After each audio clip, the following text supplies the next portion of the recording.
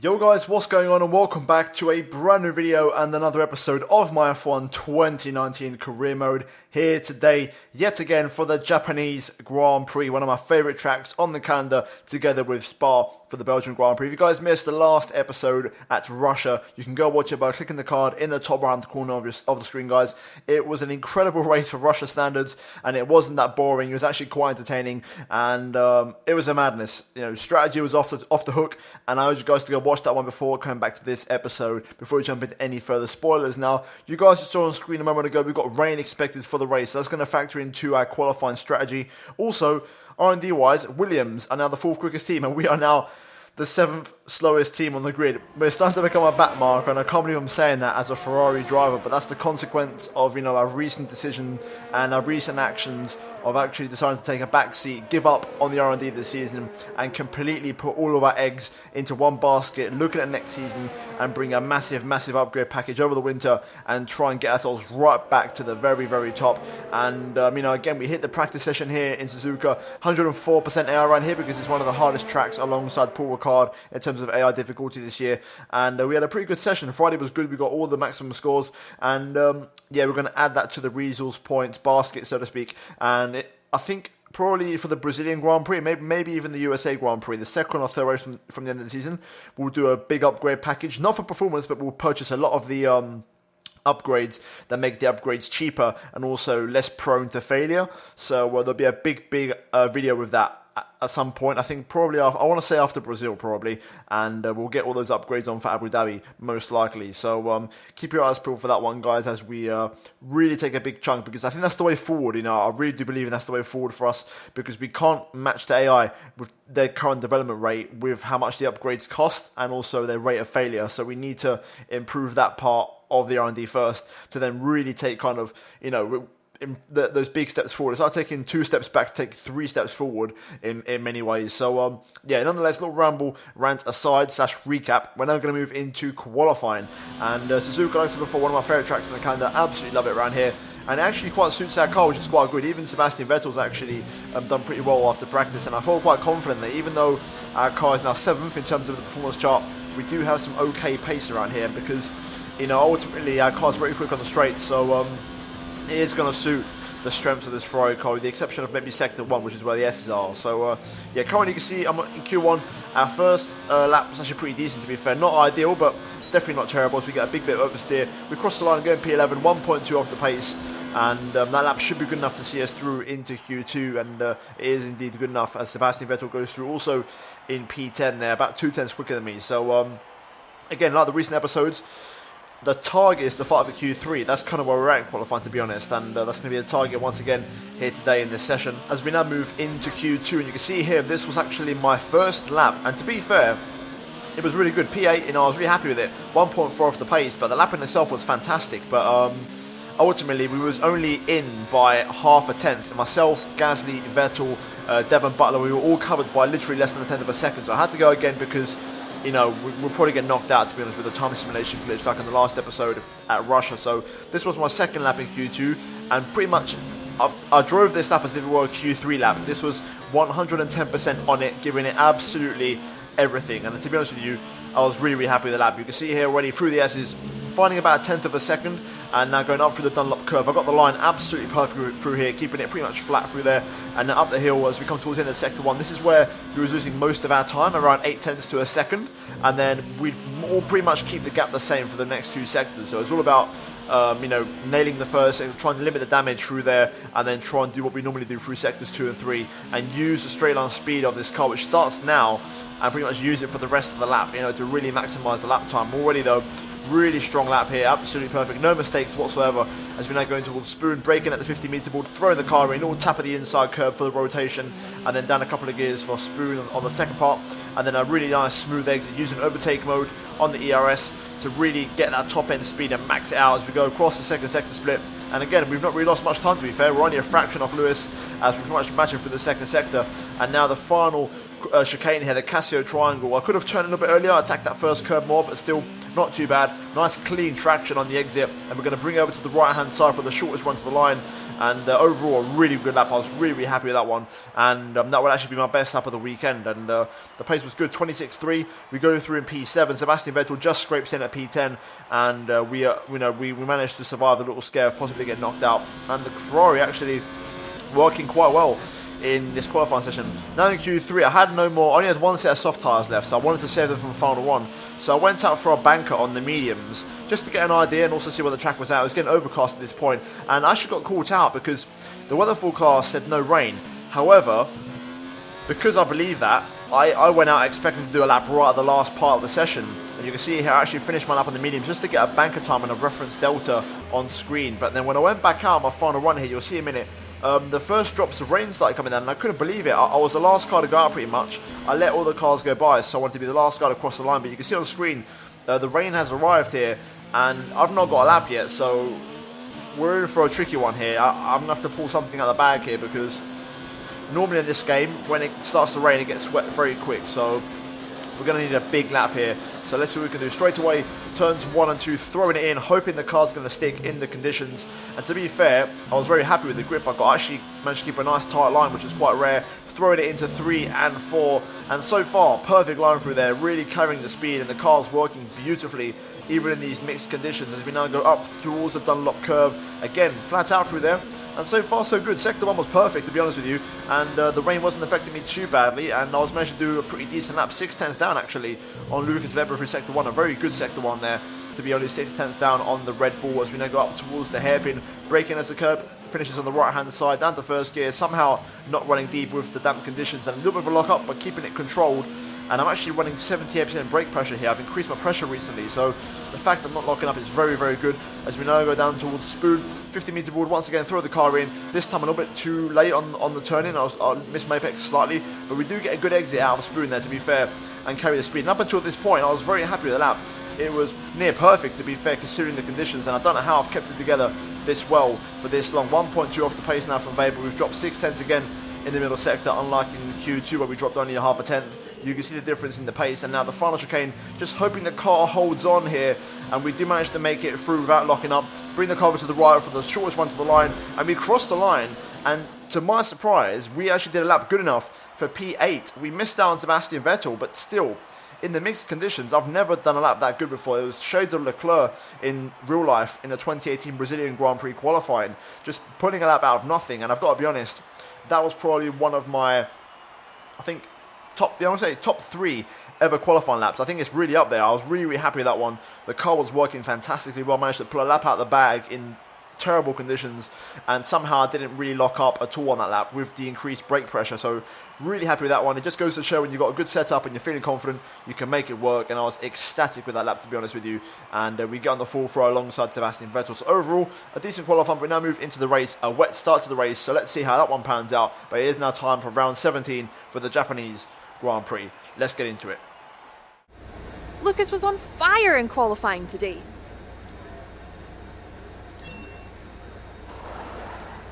You scraped the walls a few times. Were you struggling for grip? Well, thanks anyway. We're live today from the Mie Prefecture of Japan as we look forward to the Japanese Grand Prix. The 2015 race here was one of only 5 Grand Prix in history to feature no retirements at all. Although with the highly competitive field we have today, I don't expect we'll be repeating that stat anytime soon. We're southwest of the city of Nagoya today at a wet and windy Suzuka circuit. 3.6 miles and 18 corners make up a lap here, with Sector 1 likely to prove especially difficult in these conditions. We should see overtaking into turns 1 and 16 today, and maybe a few Kobayashi-style dives into the hairpin as well. With the Grand Prix nearly upon us, Anthony Davidson is by my side once again to offer his perspective. Can we begin by having a chat about Sergio Perez? They've had to change their gearbox. It's never a good start to a Grand Prix when, right off the bat, you have to contend with a grid penalty. Well, at the end of the day, it's always better to take some pain now than parking it up halfway through the Grand Prix. Let's just hope they can put that new gearbox to good use and get the results they're looking for.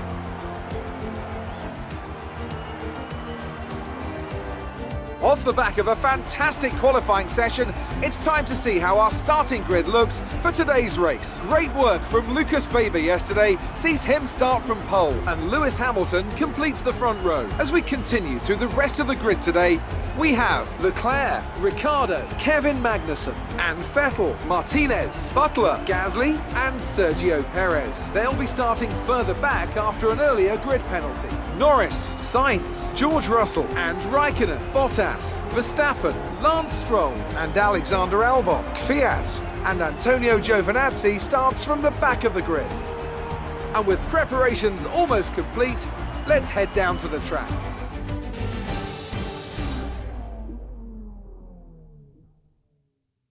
Okay, so here we are then on the grid for the Japanese Grand Prix. Starting from P7, a decent qualifying for both myself and Sebastian Vettel, to be honest, and maximising the car around this circuit. And I think P6 was possible, but as you guys saw, with the conditions, we couldn't do much more than this, and I still consider it to be one of the laps of my career, to be honest, in those conditions. With that being said, as you can see, the race is starting in the wet conditions, and luckily for me, even though it's heavy rain, it's not starting on the full wets, which is great news, because in the full wets, I really struggle since the latest patch, or since 105.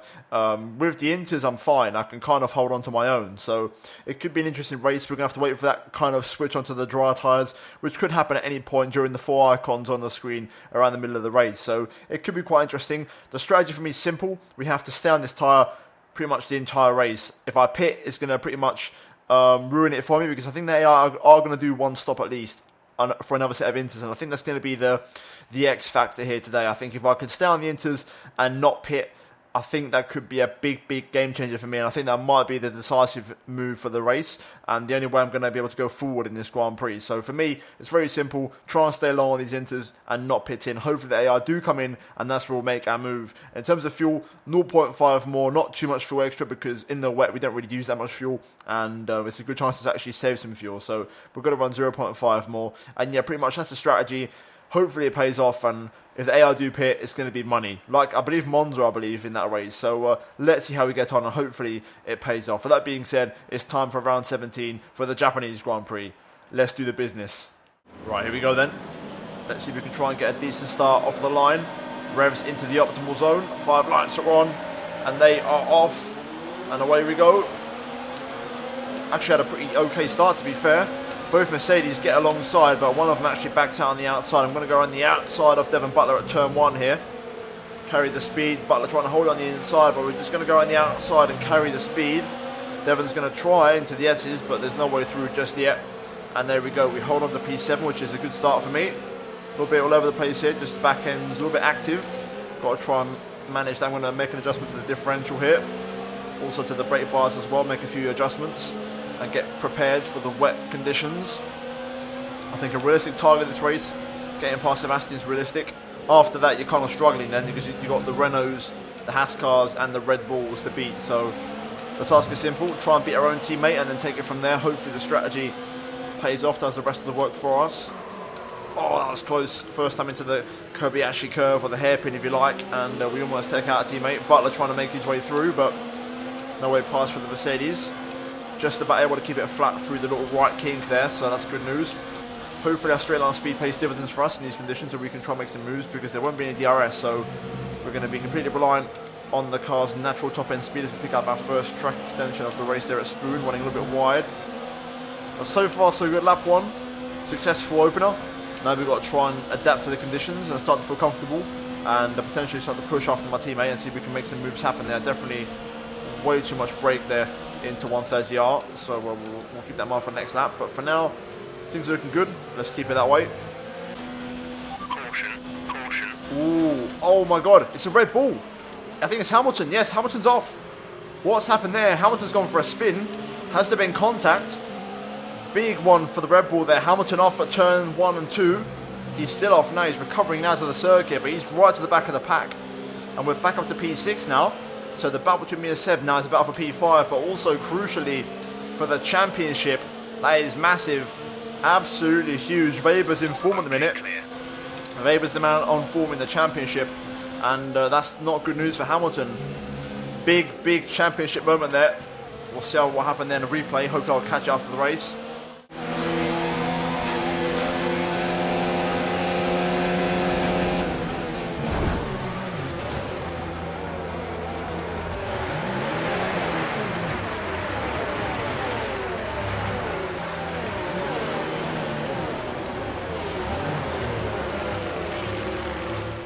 .39.7 from Lucas Weber. Absolutely insane pace from the Red Bull. 41.3 from us, so that's how much quicker he is. He's absolutely flying. The Renault is pretty good as well. They seem to have a little bit more pace around the circuit. Haas, not as quick. So quite an interesting balance there, but this race is definitely Haas versus Renault. Lots of them two going side by side. Meanwhile, we're starting to put the pressure on Sebastian a little bit now. As I say that, I have a huge moment through the S's and I get sideways and I have to yield. But I'm starting to feel confident, starting to get my groove in these conditions. Hopefully we can challenge Seb soon. Sector 2 and Sector 3 is where my pace is at. Even though in Sector 3 I was losing time in the dry, in the wet I've got more pace. Another personal best. We've recovered from a poor first sector and making that mistake. And you can see the minimap as well, the Mercedes dropping back a little bit now. The pressure begins to mount on Seb here. Hopefully we can make a move towards the second half of the lap, possibly. Right then, we're putting the pressure on Seb here, going through Spoon. Decent exit, nice bit of traction there. Green flag. Another yellow flag behind. Looks like it's a Renault this time that's slowed down. For the second race in a row, Renault having trouble. I wonder who it will be. Sergio Perez, and he's actually out of the session. So for 2 races in a row, Perez with car trouble. He had issues in the Russian Grand Prix. Trying to get that good traction there, but Seb gets a good exit. And we're too far back to challenge. We're not going to be able to run in this engine mode much longer. We're about a lap over target. Drop down to mix too soon.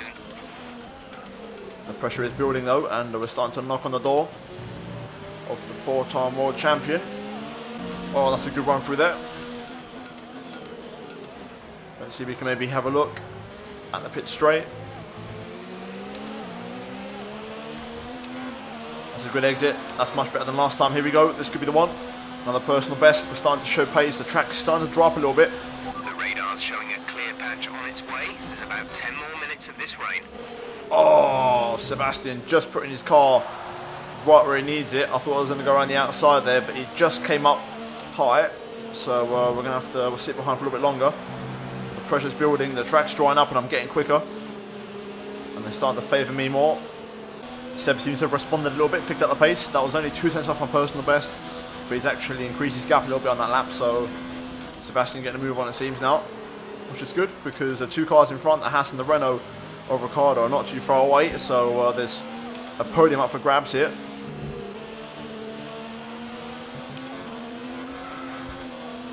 Whew. Wow, completely upside down steering wheel there at a very high speed. Track's starting to go a little bit, tires are starting to fade. I'm losing my edge a little bit. 39.6 from Weber. Quickest lap of the race. I'm trying to respond now because if the strategy does change, me and Seb are going to have to stack, which is not ideal. So we've got to change something quick. But at the minute, Sebastian has picked up the pace, and I'm struggling to match him, to be honest. Okay, the weather's certainly eased off for the time being, but we've still got a lot of standing water out there. We're happy for you to stay out on the inters for now. There we go. I got the run on Sebastian. Had to get on the brake a little bit there, wasn't too confident. But let's try and have another look at my teammate here. See if we can make the overtake. A little bit of a corner cut there. So for some reason I didn't pick up a corner cut penalty, but that's fine. Okay, this is the one. Let's try and make this one stick. We're close enough.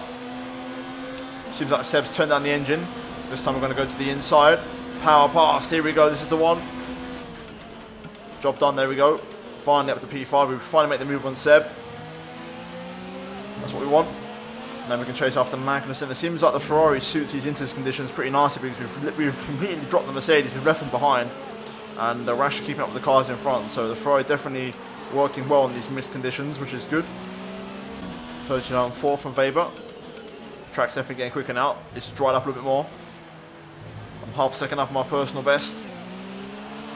If I nail this, I should get into the 139s, hopefully. There we go, 39.9. So only half a second off of Weber.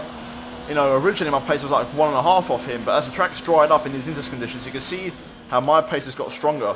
And we're only half a second off the race leader now, and we're closing the gap to Magnussen. And also, crucially for our strategies, I'm starting to pull away from Seb, which is what we want, to avoid stacking if possible, or at least make the stack as less painful as possible. And the minute I'm beautifully placed that if the AI do come in for another set of inters, I'm going to gain some big positions and again get myself into podium contention when I've not really had the pace all weekend. The track's really drying out though, so I've got to be careful. Oh, here we go. The AI pitting in for fresh inters, it seems. Magnussen in, Ricciardo in. We're approaching the pit window. You'll be on the mediums. Weber also in the pit lane there, just leaving now the pit exit. So we're going to retake a position there, or a couple of positions from the AI. I think Weber will be quite tricky to keep behind, to be honest, but you never know. Would have been nice if he'd come out behind a little bit of traffic, a couple of cars here or there, but either way, the AI have had enough of their inters. We're committing to this because the track's visibly getting much drier, and I feel like the dryer's not too far away. Either way, we're going to save a lot of time by not putting in, so we're committing to staying on these tyres, and hopefully... Okay, we're starting to see a bit of tyre wear. You shouldn't have too much trouble for the time being, but the grip is going to start falling away. Yeah, that's fine, it's manageable. Hopefully Leclerc pits in and that'll give me P1. Okay, Leclerc pits in. So we will briefly take first place. Weber's already putting the pressure on. Looks like Seb's pitting, yes he has. So everyone's going to come in now. Sebastian is in the pits. So we're P1 for a little bit in this race. Can we keep Lucas Weber behind us until the dry conditions? That's what I'm kind of banking on now. This will give us the podium in this race if we play this right, and hopefully our tyres hold on. The track is drying, but it's going to take a while to clear the standing water off the line. Don't start thinking about slicks just yet. Well, I absolutely am, because the rain has just stopped falling and there's no more spray, just a damp track. So we're racing on a very drying circuit here, so let's keep this going. Weber's already all over the back of me here, so it's going to be quite hard to keep the Red Bull behind. But even then, I'll take a P2 any day of the week. Pretty good exit there, but Weber's going to be close. Do we have any juice left? Yes, we do. Weber's going to go around the outside of 130. This is ballsy.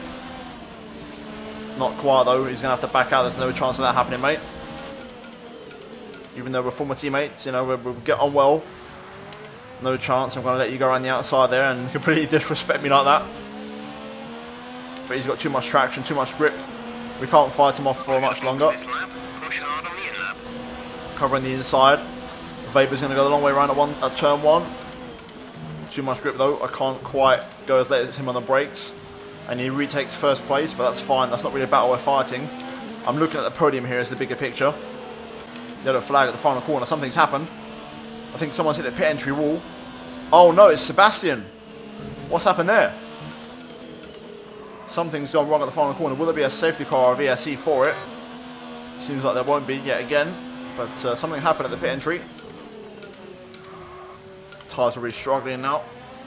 Going to start overheating soon if I'm not careful. The tyre situation is an interesting one, but I think the right call is to stick with what we've got right now.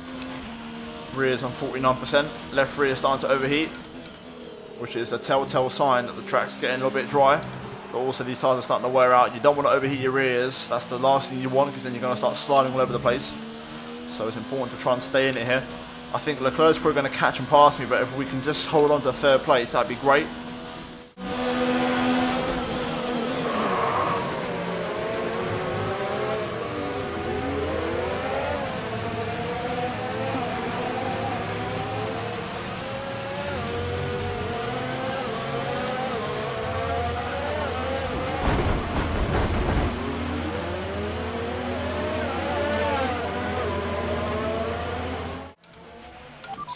On Leclerc, they have an issue with their car. They're going to be slow. Yes, let's go. That's exactly what we wanted. That's going to take the pressure off from behind, so it means we can hold on to P2. Adjusting the track to dry now. Suzuka historically does take very long to dry up, so this could be interesting. Dare I say it might not dry up at all. Let's pick up our second track extension there. Running wide at Spoon. No more this race. I can't do any more. I've got to be very careful now. To be fair, it's only Spoon that catches me out, so all I've got to do is be a bit slow into Spoon corner, we'll be okay. Oh, DRS enabled. That's a sign. We've not been offered the strategy change, but cars are pitting in. So it could be time for the dry tyres. Even though we're not offered the strategy change, it definitely feels like it's dry tyre time. So we're going to pit in. DRS has been enabled. DRS is now enabled. Check your MFD for a new strategy option. Copy. There it is, we're going to pit in. I haven't got any fresh softs, so I'm kind of thinking about mediums, but you know what, we'll just run a used soft as we lock up into the hairpin. First mistake there, locking the rears, got to be careful with that. I'm not sure if the soft's going to make it. I've not got any fresh ones left. The track's really dry now, so we're going to suffer. What do? Do I go soft or medium? Pit now. Pit now. Yep, we're going to pit in. Nice and easy through the final chicane. These inters have had enough. Absolutely fried. Leclerc's still got car trouble, which is good news as we go into the pit lane. A little bit of lag, got to be careful here. Let's not speed. There we go. Right, now we need a good stop from the boys. Come on, nice and quick, please. Exit now. You'll be racing as you leave the pits. Release, release. Got absolutely destroyed there. Lost a lot of time to Ricciardo and Leclerc. Held up an absolute treat. And look, we've lost our entire gap. They're going to be right behind me for the rest of the race now. So, not ideal. We've lost a lot of time. Good thing is Magnussen stayed out. But, yeah, we've lost all of our gap. After these tyres now. We want to finish the race on this compound. Okay, they're only 5% worn. So, I think they're my Q1 set, which was actually not too badly worn. So, that's good news. Alright, let's push on. Let's try and secure this second place, which is definitely doable. And something I did not expect coming into this weekend. Probably the hardest track in the entire calendar. Leclerc, you can see him losing time already. Ricciardo's all over the back of him, so this is my chance to re-establish my gap I had before. On the mini-map you can see. I won't say the track's 100%, but we're going to have a go at taking away the fastest lap, although I believe everybody's on soft, so it's going to be quite tricky to pull off. Magnussen in the pit lane, up to P2 once again. Ricciardo's made the move on Leclerc, so let's focus on securing the second place with the laps we have left.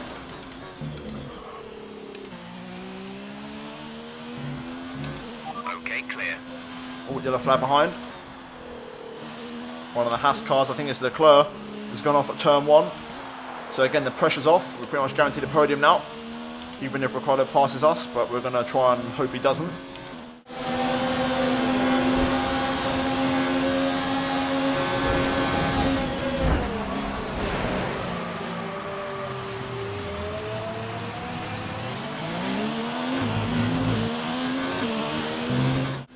.27.9 from Lucas Weber. I don't think we're going to match that, but it does feel good to have pace again and have some dry tyres on. Car feels super quick. Across the line, 28.4. That's not too bad, but we've used up all of our fuel in the RS now. So standard engine mode, 4.5 second gap to Ricciardo. Let's try and manage that. My concern with these softs is not the tyre wear, hence why I was thinking about mediums.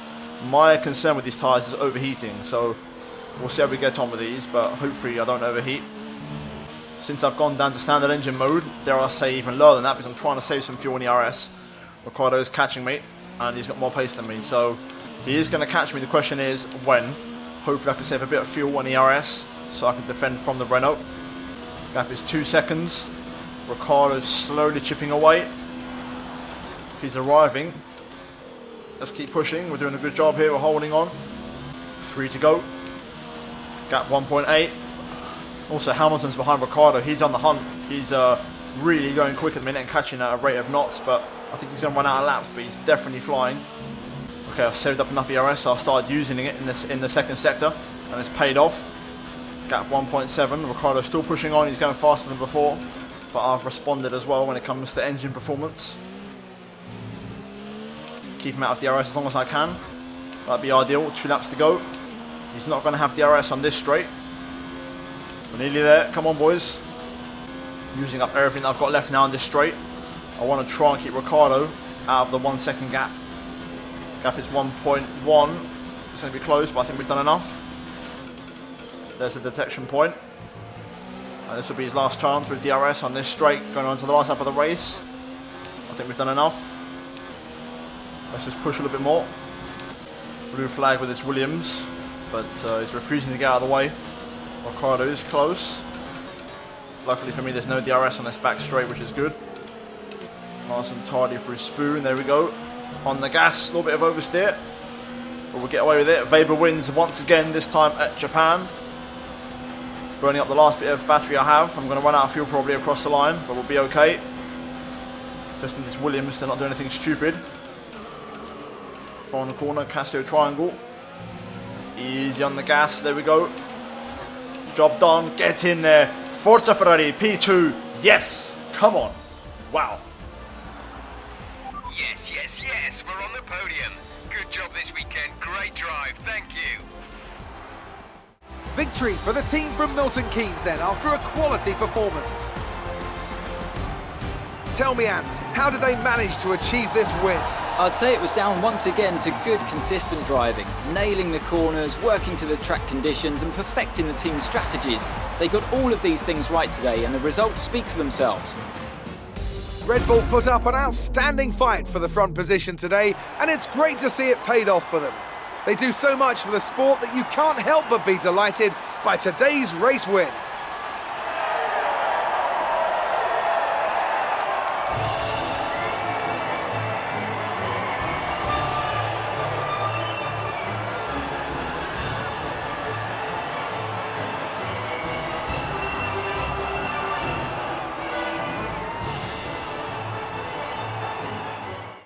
Did you feel comfortable in the wet weather today?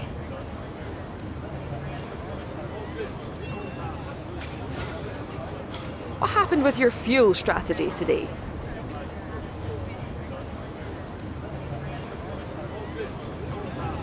Well, thanks anyway. Right, so looking at the final race results, Lucas Weber dominates the Japanese Grand Prix, 24 seconds clear in the end. Considering we was ahead of him at one point, that was dominant. The dry period, he was so quick, 3 seconds a lap quicker than me, and we managed to hold on to P2 and keep Daniel Ricciardo behind by 0.3. Really good race, really happy with it, and I did not expect that at all. And that's 2 races now. We've got 2 podiums out of absolutely nothing, you know, just doing our thing, the strategy on point, and it really paid off, and I'm so happy for me and all the boys and just the team as a whole getting this result, because we're hanging in there. Even though we're not upgrading the car, we're still hanging in there. And Sebastian Vettel was very unlucky. He should have been at least in the top 8 this race as well. So we're doing our best with a car that's obviously not there right now. And yeah, overall very happy with that. Daniel Ricciardo though, P3, good result for him. Lewis Hamilton P4, insane recovery after he was backwards at one point at turn 1 and absolutely literally plumb last. Carlos Sainz in the McLaren P5, Devon Butler P6, Lando Norris P7 with George Russell in P8, and then Leclerc and Gasly running out the points, but McLaren showing their improved package here today and their improved form, with Verstappen missing out the points, with Perez and Vettel retiring from the Grand Prix, and Kimi Raikkonen picking up a 5-second penalty at the back of the grid for his troubles. In terms of what that race means for the standings, Lewis is 1 point ahead of Weber. Weber closing the gap. He's been in form lately, and he's completely caught up to his teammate, and with 4 races to go, it's so close between the 2 Red Bulls, you cannot decide it. Meanwhile, we actually do close down the gap at the top of the table with that result, and we're 65 points behind. Mathematically, we're still in it, and it's going to be quite tricky to stay in it for the next 2 races. The good news is we extend that gap over Leclerc, and we are nearly 80 points ahead of Leclerc, so it's looking good for us to hold on to 3rd, which is really good news. Sebastian Vettel still P7 and doesn't lose any ground to Gasly, considering the fact he retired from the Grand Prix. In terms of the Constructors, we're still in 2nd place by around 40 points. With 4 races to go, if we lose 10 points per race, we should be okay, but it's going to be very close, and we can't afford no more retirement, so hopefully Sebastian, that was his last one in this race. With that being said though, guys, that is it for this episode of Career Mode. If you did enjoy it, drop a like on the video, and also get subscribed if you are new, guys, for daily Formula 1 and MotoGP content, and also check out these 2 videos on your screen if you have missed it. But guys, that is it for this episode. Upgrades will be put onto the car soon, and you guys will see that. But for now, that is it for this race, and I'll see you in my next one very soon. But until then, it's goodbye from me.